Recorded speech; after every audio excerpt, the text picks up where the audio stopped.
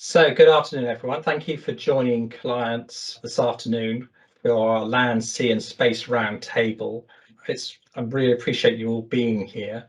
This afternoon we've got some guests with us, a couple of clients of ours from CNS and Bunzl.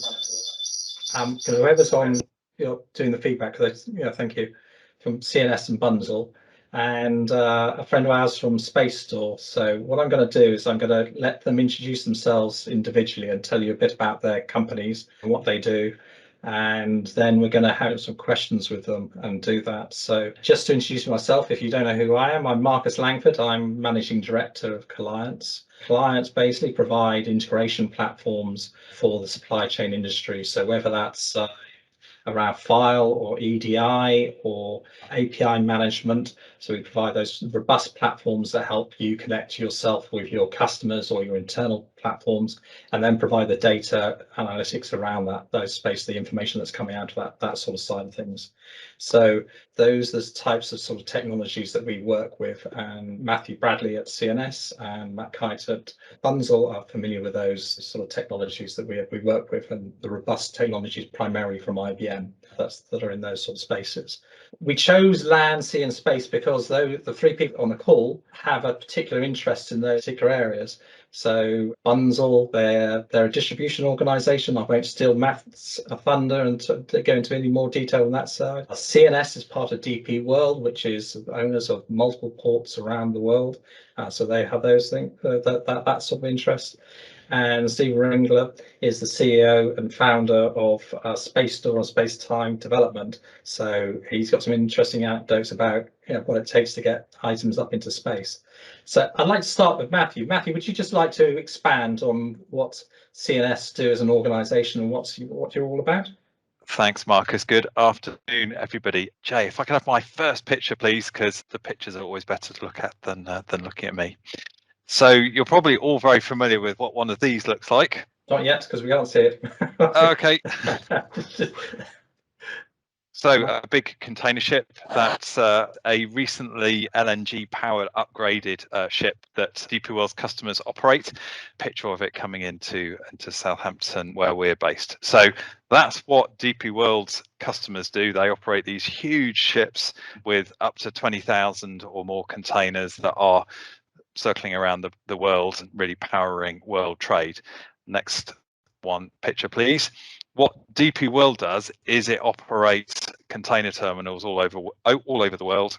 If you can zoom in a bit, this is a picture of DPWorld Southampton, and the container terminal business is all about loading and unloading ships as efficiently as possible and getting them through the yard and on and off trucks and trains. Where does the complexity come from? It comes from the scale of the operations. So yes, that's an aerial view, but hopefully you get a sense of how big that operation is. So where does CNS fit into it? What we do is that we provide the tech that glues all the different stakeholders together so that the right container goes onto the right ship, the right container goes onto the right train or the right truck, and that all of the customs and commercial processes work in the way that they should do. Entertainingly, whenever the media or government wants to talk about Brexit, they show pictures like that, and they love to do pieces at container ports. But actually, most of our trade with Europe doesn't happen in containers because that's not the most efficient way to do it. Mostly it comes in on rather less glamorous looking bits of kit like this. So most of the trade with Europe is trucks rolling on and off ferries in just the same way as you do when you are traveling to Europe with your car on a ferry. So, and I'll talk a bit more later on about what the last couple of years have been like for us in terms of both the pandemic and getting ready for Brexit. So we're CNS. What we do is we glue together the different stakeholders for cargo moving through ports. Containers have been a huge part of our business for a long time, but moving into Brexit, we're now doing lots in this space as well. That's me. Thank you, Matthew. That's an interesting introduction. So that's the C bit to go through. So I'm going to hand over to Stephen now. And Stephen's maybe at the end of the scale in terms of size of organisation. Stephen's, as I said, the CEO and founder of Space Store and Space Time Development. So Stephen, do you want to tell us a bit about what you guys are all about and why you're here on the call today? Yeah, happy to. Well, thanks so much for having me, Marcus and Coliance. My name is Stephen Ringler, and I apologize that you have to deal with an American accent today's call. But yes, I do herald from the United States. I moved to the UK about 6 years ago. And my background is all space. So I've worked in the space industry over 20 years. There's a satellite going around Jupiter right now that I got to help work on called Juno. I got to work for NASA, the Jet Propulsion Laboratory, all sorts of really, really cool projects in my time in the industry.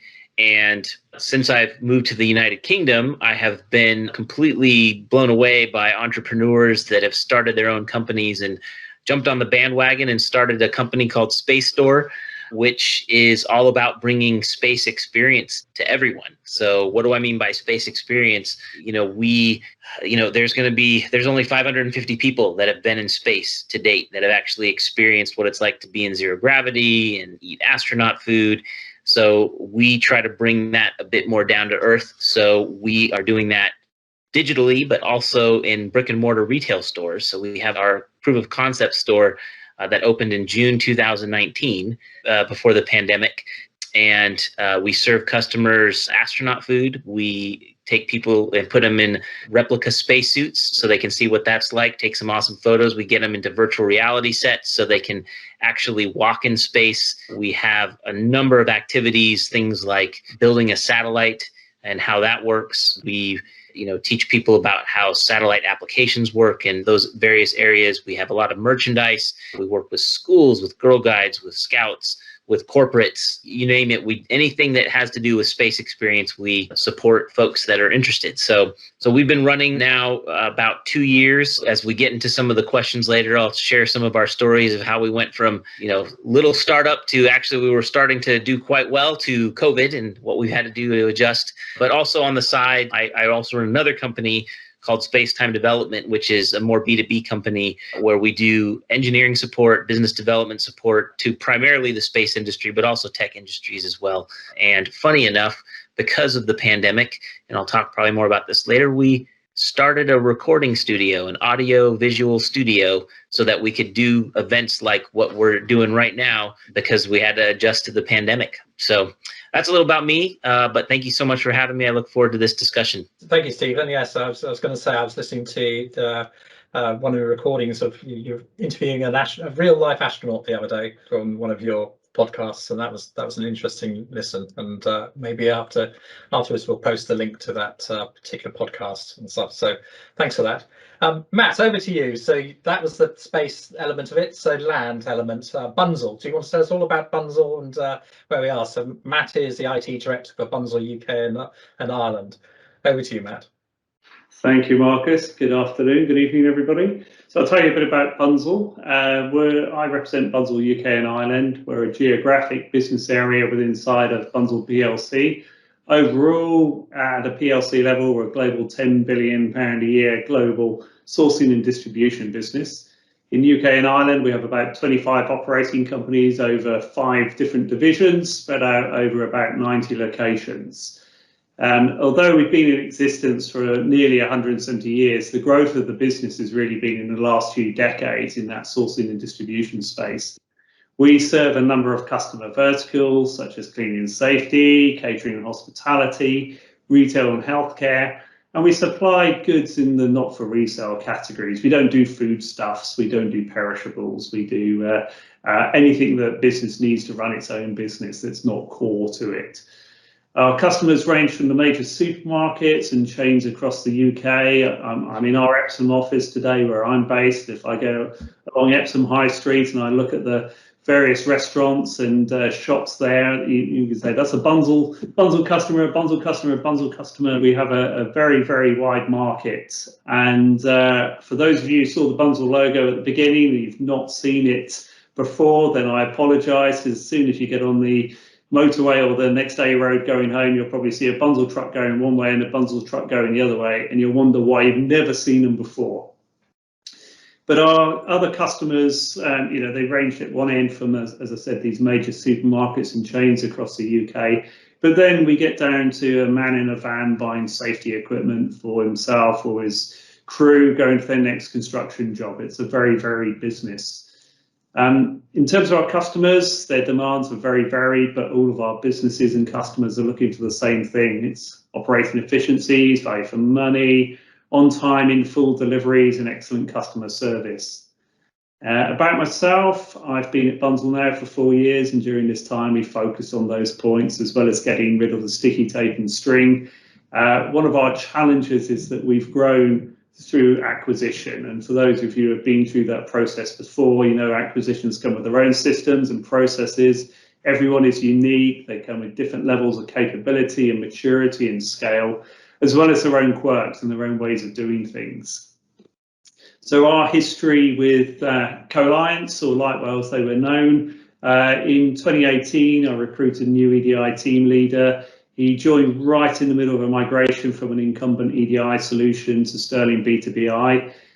What followed was a very rapid deployment of B2BI, and we went live successfully at the end of that year. Coliance, or Lightwell, as I said, they were known as before, were very instrumental in getting this over the line, and we had some great support from them. And we now have over 1,000 customers and suppliers communicating through this solution every day, as well as tens of thousands of more customers communicating through our other platforms such as web and sometimes telesales still, sometimes field sales still, but you can't convert everybody. I think one thing I've learned about EDI in the last 4 years, because it was a new subject to me, is that in the world of EDI standards, there are very few people who keep to them. My team are always constantly trying to get to that gold standard build of EDI mapping, and I think we've only deployed it a few times. Everybody's got their own quirks. And then just to add to the story, in 2020, we went looking for an enterprise service bus, and we chose IBM App Connect Enterprise. This was the next step for me for getting rid of some of that sticky tape and string, the cron jobs, the PowerShell jobs were pulling data and pushing data all over the place. And Coliance, again, we're on hand helpers with the implementation, and now we're in the process of converting those old message flows and FTP jobs and things like that and building out robust processes. So that's all I was going to say about Bunzl. Nice to meet everybody. Thanks for that, Matt, and thanks for the plug. That was unexpected, but thank you for that. So, gents, here we are at the sort of end of the third quarter of 2021. But I want to take you back to the end of December 2019. What did the world look like for you at that point, and what were you thinking about in terms of what 2020 was going to be and how that was going to shape up for you? Matthew, I'd want to go to you first of all, because I suspect there's probably a very big word beginning with B that's going to be involved in that. But you tell me the story. How is it looking for you? Thanks, Marcus. Yeah, so end of 2019, we had, for those of you that followed the Brexit saga, we had, I think, our third, you've got to get ready for a no deal Brexit, which was October 2019. And I think by then, everybody was a bit fatigued by it all, but you still had to do what you could to be ready. So we sort of had another big push to what could we do to make sure that we were more resilient for whatever our customer would throw at us. But we still knew that there was a huge amount of uncertainty about how all of the processes would work, because for whatever reason, UK government had not announced this is how our new regulatory processes would work post Brexit. So we kind of got through that October 2019 push, but it was like looking over the edge. What is the future going to look like? We really didn't know. And of course, we were still all working in the office. We have a big partnership with a sister company in Dubai, so we were working with them closely, and that was mostly remote, but using co-locating teams for big projects. So that's kind of where we were at. Stephen, you were in a very different place, weren't you, 2019? You picked a really eclectic group here. So, some have had over 100 years of experience and whatnot. We were startup as startup could come. So in 2019, after quite a bit of fundraising and fighting hard, we were able to open up our proof of concept store in June of 2019. So from our perspective, it was all about proving that this business model that we thought that if you could bring, put into a shopping center, a place where you could eat astronaut food, also eat normal food on Earth, you could do these experiences, you could have like really cool merchandise, that's all space related. could the business case close? And so in 2019, that's all we were thinking about, is like, we have investors, we need to make this happen, and we need to make it happen. Basically we wanted to get that to happen in about a year's time. So we started off in June and, worked hard. And really by February of 2020, we were just running really well. We had not only broke even, but we had made a profit at the store level. We had just tons of bookings for events and, that were coming up on the horizon. So from our perspective, literally, I kid you not, in February 2020, we had done so well that my whole paradigm was going to move to our Series A fundraising round, which has to do with, we were going to start building flagship stores across the UK. So open up in London, open up in Birmingham, open up in Edinburgh, and basically raise a proper amount of money. So as you can imagine, the story has changed a bit since then, but that's where we were at in 2019. Thank you. Yeah, interesting point you're at. You're at that point where just about to expand, things were looking bright and do that. So we'll hold that thought for a moment. And Matt, what was the world at Bunzl looking like? Where were your guys' thoughts were at that point? Probably like everybody else. I think we were all looking forward to 2020. There was a lot going on from an IT perspective and a business perspective. We had lots of plans inside of Bunzl for expansion. We had new warehouses opening. We had warehouses closing. One thing you learn about Bunzl is that it doesn't stand still. And with 25 odd operating companies, there's always something going on. There's always somebody moving a warehouse, expanding a warehouse, building a new one, closing one down. So we had lots of challenges. We normally start the year with the operating companies with their big push in Q4, especially in the catering hospitality spaces, the retail spaces as well. That's their busy period, as you can imagine. And then everyone tries to have a breath that they can take at the beginning of January and think, oh, that was a great final quarter, wasn't it? Let's regroup and get our plans together. And then, of course, hit, and certain things had to carry on, certain things had to stop, and certain things accelerated. It was an exciting time, I have to say, in inverted commas. Yeah, I think from our side of things, so just to give you a bit of history about Coliance, we literally at the end of 2019, as I think one of you mentioned, we were Lightwell UK, and we took the decision that we were going to do our own mini Brexit, but this time from the US, and become Coliance, and sort of set out on our own, mainly to refocus ourselves on the UK and European markets. That was where our headspace was, and working in that sort of area. So it was an interesting time for us. So the early 2020 was fun, getting a new company together. You think you've covered all the bases in terms of trying to change your systems and do that, and there's always little surprises that come out of the woodwork from there. So it was early 2020 was a very interesting time for us. So we get into 2020, Stephen, as you say, things are going really well. You're thinking about second round funding. You're looking at the stores opening. Then come March time, you get into lockdown. Tell me how life changed at that point, and what was the world for you at that point in time? Yeah, so basically on March 5th, we held an event at our store where we had, I think, over 40 people. We were going to have 80, but it was the first time that any sort of kind of inclination of like, hey, wait a minute, this is a real serious deal came about, because we're like, where's half the people that are supposed to be here? And we got apologies on the day for, sorry, my company said we can't travel because of COVID. And literally it was like overnight, we went from rocking and rolling. We had 10,000 pounds of bookings of events for the months of March and April, which was amazing. We had one of our biggest corporate events we were going to do with Tim Peake, who's an astronaut here in the United Kingdom. We were, it was rocking and rolling. And then overnight, our revenue dropped by over 90%. It was like that. So moving into 2019, and also because working in the retail and hospitality industry, which a number of your customers are other panelists, I'm sure you've experienced lots of different things. We kind of just didn't know what to do. We were like, well, wait a minute, how is this going to work? We had not really, even though we had visions to do digital work, we hadn't really spent a lot of time on that yet. That's not where the main part of the business model was. Going into the first lockdown, March, April, we did two interesting things that I think are worth sharing. The first was, and this is going to sound silly, but a lot of people couldn't get eggs, and a lot of people couldn't get flour, and a lot of people couldn't get these really simple things like toilet paper.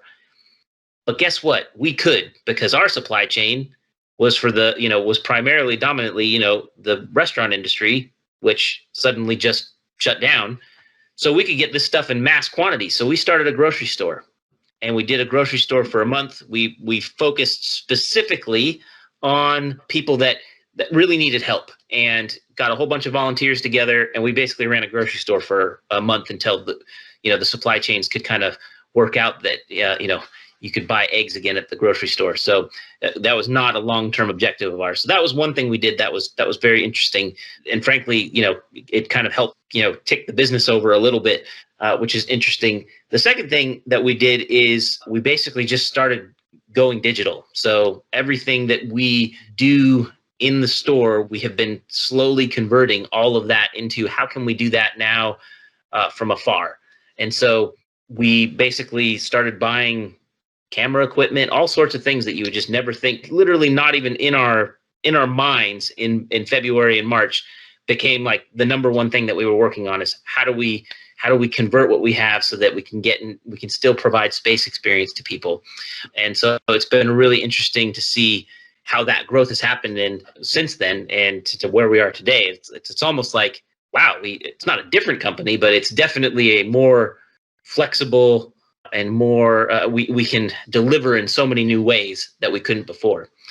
So that's a little bit of that transition that hit. It's interesting to hear how you've managed to adapt your business model and how you've managed to move that on. So Matthew, you're sort of coping, as you say, multiple government decisions, your data center moves and things on that side. So 2020 for you guys, what was happening, and how have you sort of adapted over the period in 2020? So in terms of the outside container terminal operation that our parent company undertakes, Stephen, you were talking about how supply chains carried on working. So the container terminal just had to carry on working, and there were bits that we needed to help with in terms of making that happen, and with some of the supporting IT.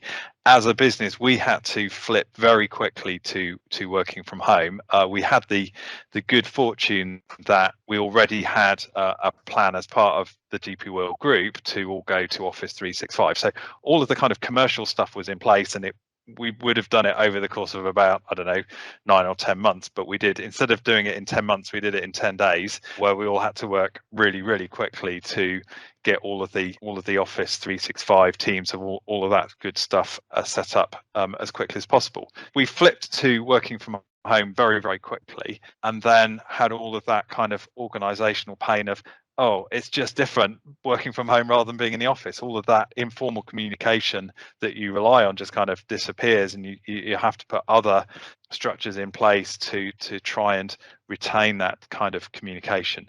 And then as 2020 went on, we had some really, really big projects that we had to deliver as the UK left the EU. We went into transition, but then UK government said, okay, this is how we're going to operate at the border. One of our sister companies is P&O Ferries, and as the Northern Ireland Protocol went from being a kind of politician's pipe dream into something that people were trying to get to work on the ground, we had a super busy second half of the year as we were putting new systems in place to support that customer group. So yes, we had the combination of all of that change because of the pandemic, but also delivering new systems to support Brexit requirements. And yes, as Marcus had alluded to, at the same time we were doing big data center moves.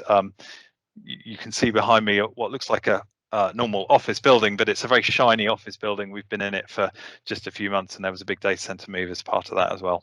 Yeah, a lot's gone on in CNS last year. You've had to cope with quite a few changes, a lot of moving parts that have happened within the organisation, and hats off that you come out the other side for looking healthy. It's the main thing.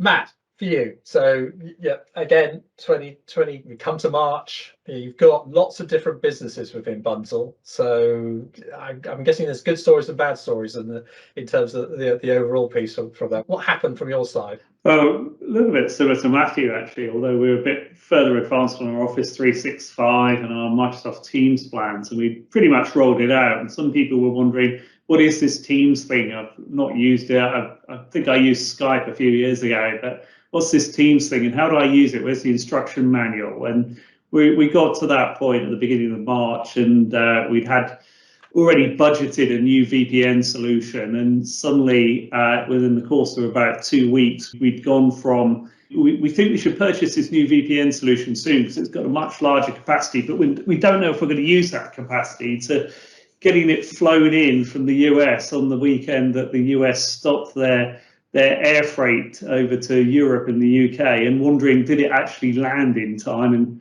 finding out on the Monday morning it was actually there in a warehouse somewhere. So we got all of that in extremely quickly, and suddenly we had 2,000 people working from home who hadn't worked from home before.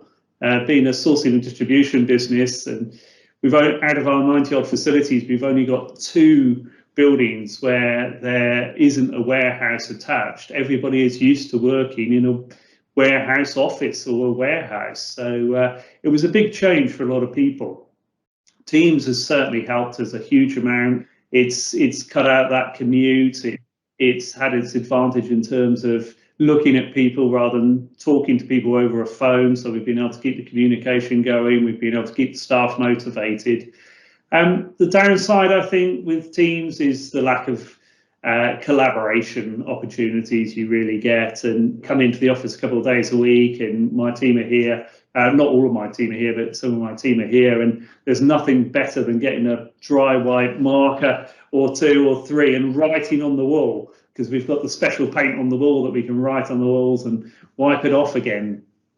But back to the business, yeah, it was a bit of a roller coaster, especially in those early weeks. So we're wondering, are we going to, have the supply chain shut down that are supplying us? That PPE, I think, was the acronym of the year last year, and everybody went to knowing exactly what PPE stood for from an acronym perspective. Even my mother and father, they were in their 80s. Are you guys selling PPE? Yes, we are. Do you know what it is? Yeah, we do know what it is. Yeah, so it's been interesting. Parts of our business have diversified, where they were selling a particular product range. I don't know if that part of the marketplace had gone quiet, then they started to bring in other areas as well. So we've seen a huge amount of change. Lots of products loaded into lots of ERP systems. Like I was saying earlier, we've opened warehouses, we've closed warehouses, we've done all of this and kept the country going. So it's been a great fun year, I have to say. Not one I want to repeat. Yeah, I think that everyone's in that same sort of boat. It was, on reflection, we did a heck of a lot in the last year. Most of it was scary. We wondered what the future held, but actually came out and we feel fairly proud of it.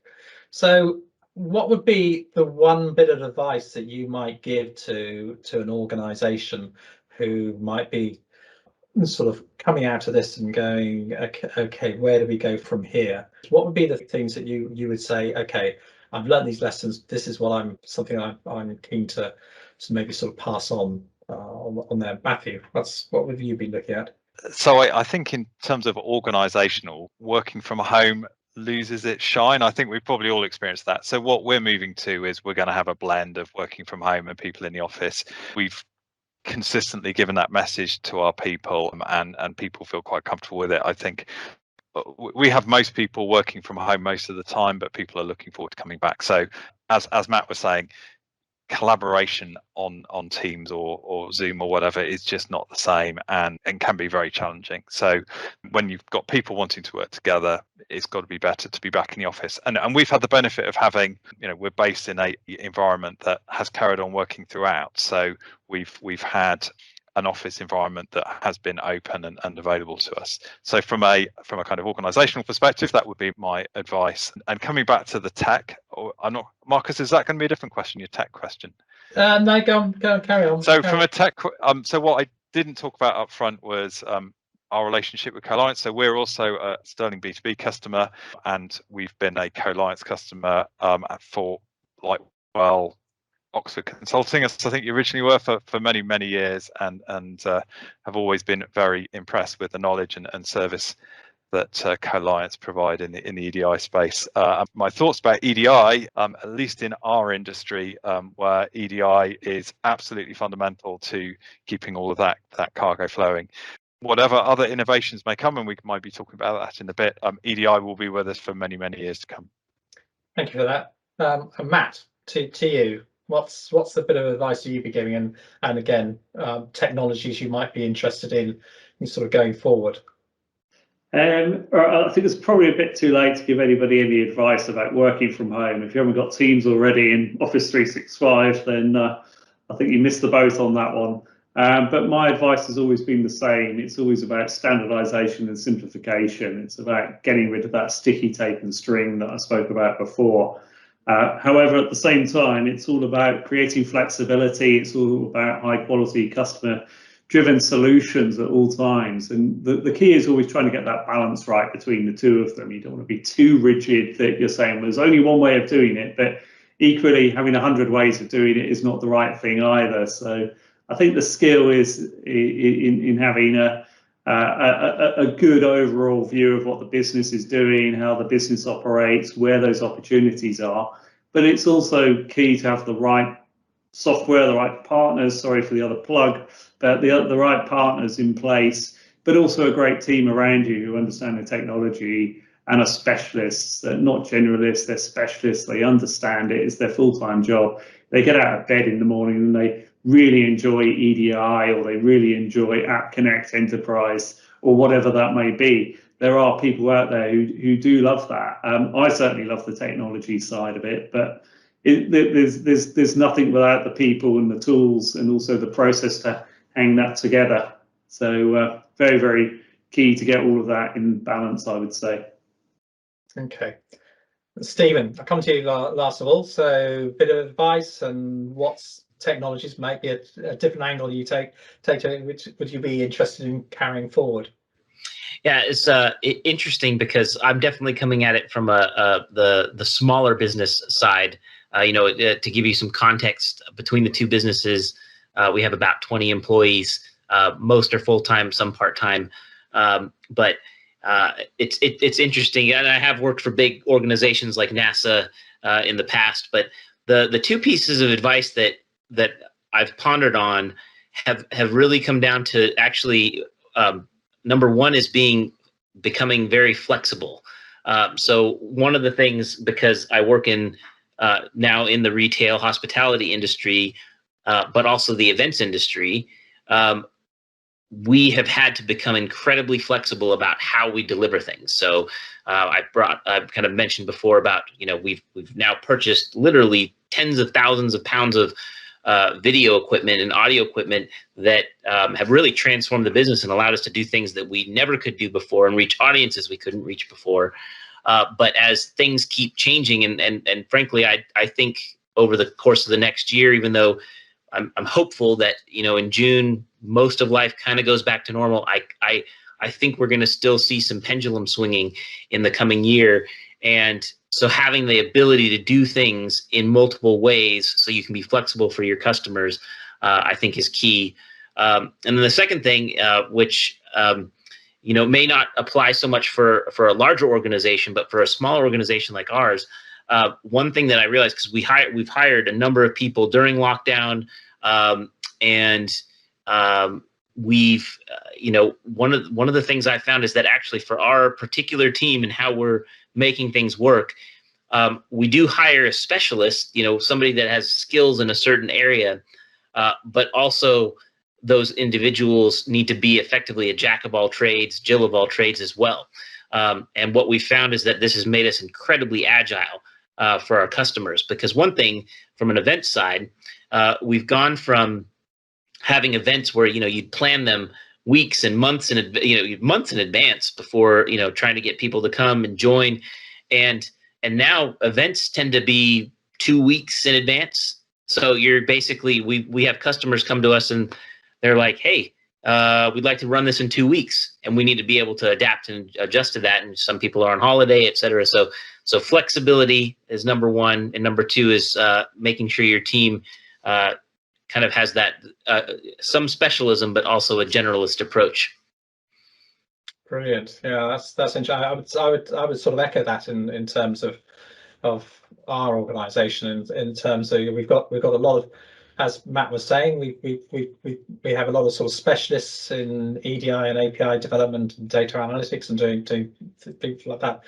But they need to be fairly flexible in terms of the way that they approach and be customer facing. Is very much important, and think about the general issue is how can we help your customers solve their problems. It's not a technical solution 9 times out of 10. It's just maybe thinking of the problem in a different way and putting that solution forward. That's the sort of key thing from our side. So that's great. Well, Jennifer, that's been really interesting. So thank you for those and answering those sort of questions. So one final question before, what I want to do is, I should have said this right at the beginning, but if you've got any questions, maybe pop them into the chat, or if you're feeling brave, put your hand up, and if you've got a question for any particular ones, you can open up your mic once I've sort of said your name. You can put your question to any of the 3 guys here and do that. But in terms of future technology, so just to wrap up this whole theme, what's the one future technology that really interests you individually? So covering over the next 5 years. Matthew, where would you put that? So for us, I don't think there's one specific technology actually that in our space is going to transform the world. I think our kind of industry is what are they looking for? They're looking for the ability to integrate and automate, and it's the technologies that enable that. And I think APIs are a key part of that, because that's sort of simple and easy, and you need the scalability and reliability of cloud and microservices and so on. But from a customer perspective, it's about having that ability to integrate and automate processes to save costs and improve reliability. Interesting. Thanks for Matthew. Stephen? I'm most excited about broadband from space. So there's, just to kind of throw in the spacey bit, there are 2 major players at the moment that are pumping out satellites, small satellites into low Earth orbit, SpaceX and a company called OneWeb, which is now partially owned by the UK government, or at least invested in by the UK government, which is headquartered here. But I think in the coming 3 to 6 months, we're going to start to see an interesting shift that, one, you can start to get broadband and not have to deal with fiber companies, but also that you will be able to get it anywhere in the world. And literally anywhere in the world. So places that currently don't have broadband capabilities, internet capabilities, you're going to be able to get that, and you're going to be able to get it at a decent cost. And part of the reason this excites me is because since I am a space guy, I am thinking beyond just planet Earth.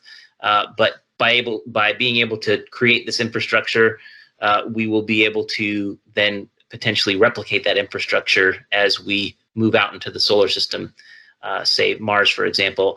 And I'd be interested, probably not for today's discussion, but from the others panelists, to hear about how they see this potentially impacting their businesses, because in dealing with logistics and transport, you are literally all over the world, including the ocean. So that's what I'm excited about.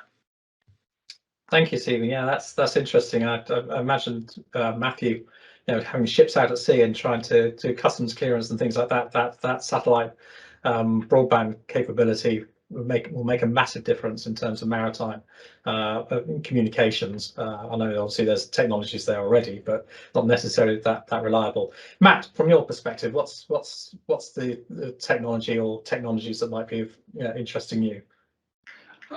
Excuse me, I'm with Matthew on this one. I think I gave up trying to predict what the next big thing was going to be a long time ago, because I always got it wrong, and I never got my hoverboard off of Back to the Future in the end. But for me, it's all around connectivity, interoperability, It's got to be the way forward, really. We want to connect more and more things. We've gone away from the monolithic ERP systems in the past, where we call it a bolt-on strategy. Gartner would call it a pace layer strategy. We've bought the right system for the right job, and we're moving at the right speed with those systems. So it's about how do we tie it all together, and how do we make an offering, a product offering that is to our customers. And as I said before, our customers are very varied. Their demands vary. At the core of what we do, we buy stuff, we put it in a warehouse, and we sell it and deliver it to our customers. How we do that is different per business and per customer, and the nuances around it are vast. It's absolutely staggering how much difference there is between our customers and what they want to do.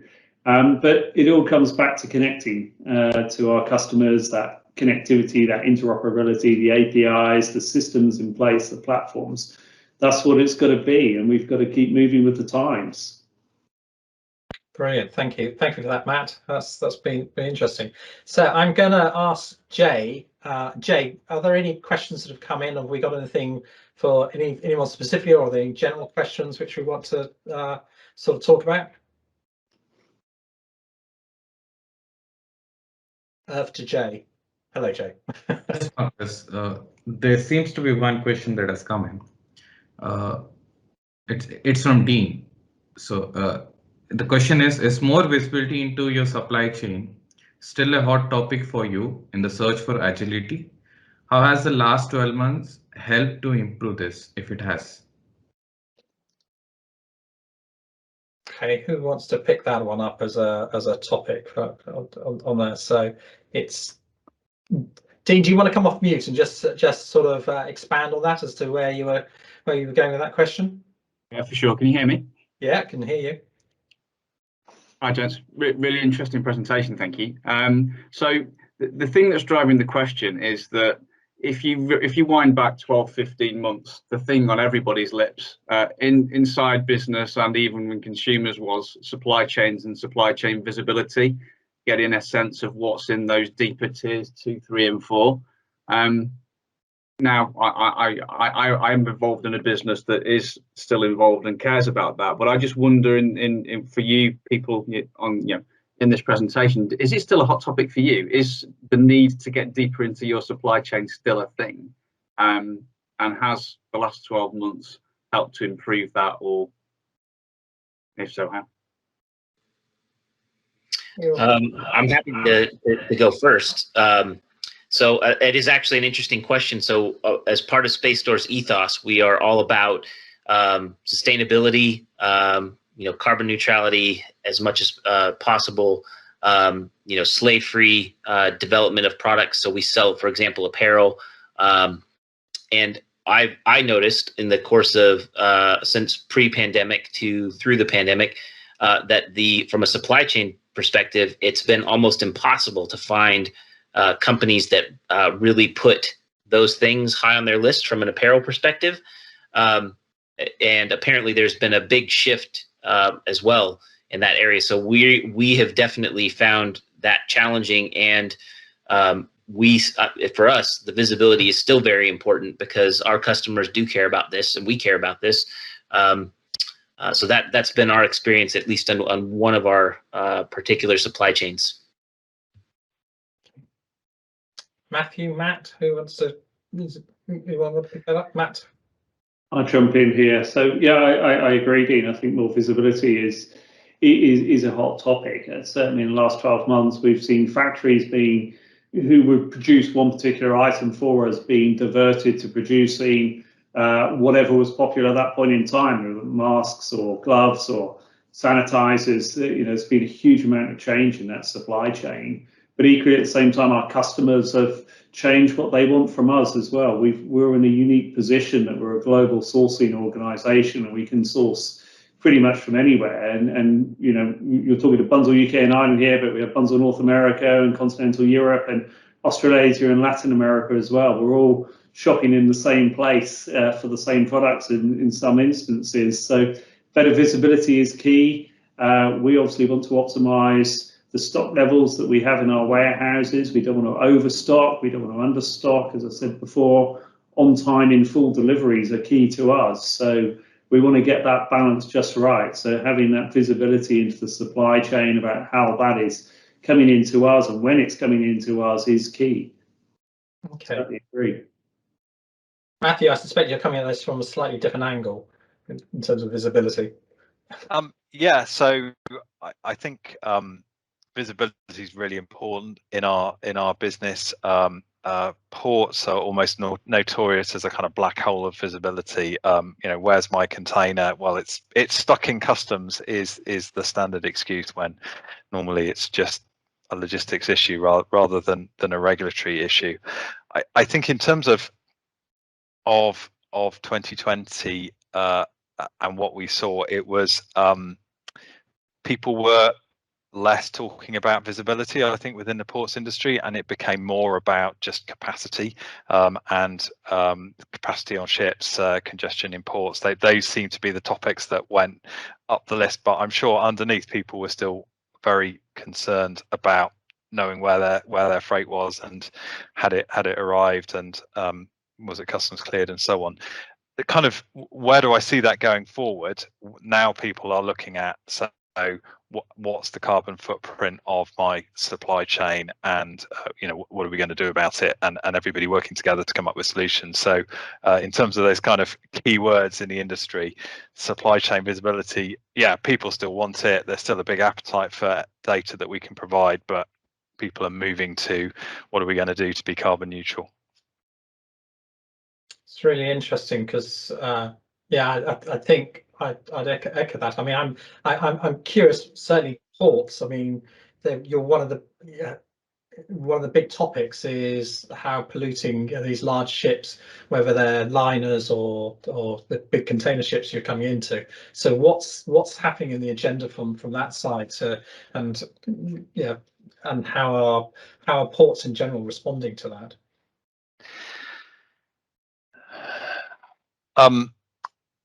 So in terms of the so one of the things that shipping lines are doing is that they're looking at alternative fuels. That picture that I showed at the beginning was of a vessel that had been converted to LPG instead of the big, heavy, very polluting oil that was being used before. In terms of the ports industry, I think it's probably no different from any other industry. It's looking at, so where's your big energy consumption and what can you do about it? We use, in terms of Southampton uses a lot of diesel for moving its containers around. So looking at moving to electrifying that, uses a lot of power for the cranes and for reefer gantries. So how can we source more environmentally renewable electricity, and also taking our customers with us on the journey, because we don't want to do this in isolation. We don't do anything in isolation. It's all about the supply chains of our customers and bringing them with us on that journey. I guess, Matt, a lot of the containers that are going through Port of Southampton or whatever will be full of Bunzl goods that are going to be distributed. So is there a big push within Bunzl to reduce your carbon footprint, and how's technology helping in that sort of space? Absolutely. I mean, it's a big thing for us and many of our customers, not all of our customers, but many of our customers. And I think we're proud to say inside of Bunzl, UK and Ireland, that we're leading the way in terms of sustainability reports from a global perspective. And some of our teams are actually calculating the carbon footprint in terms of the number of deliveries that we're sending out to our customers' sites. Certainly, we try and encourage our customers to have smaller quantities or smaller numbers of deliveries with larger quantities of goods rather than smaller deliveries. It's a big thing for us, and I think it will get larger over this year and beyond. Okay, that's brilliant. Thank you. That's good from that.